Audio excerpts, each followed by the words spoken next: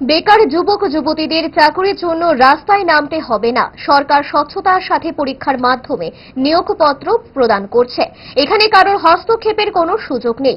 নিয়োগপত্র বিতরণ কর্মসূচিতে এই কথা বললেন মুখ্যমন্ত্রী ডক্টর মানিক সাহা। গত কয়েক মাস ধরে আমরা অফার বিতরণ আমরা একটার পর একটা করে যাচ্ছি। আবার আগামী দিনেও কিছুদিনের মধ্যে আবার অফারের ব্যবস্থা হচ্ছে।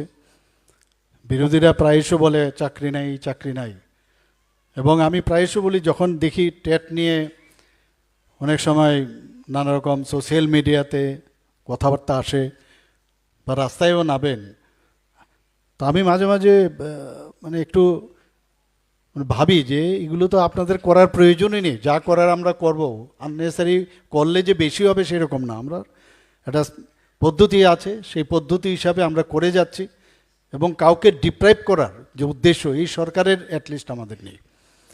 এবং ট্রান্সপারেন্সির মাধ্যমে এই যে আজকে 228 জন নিয়োগপত্র যে আজকে দেওয়া হচ্ছে, এর মধ্যে 66 জন আন্ডার গ্র্যাজুয়েট টিচার এবং 162 জন গ্র্যাজুয়েট টিচার।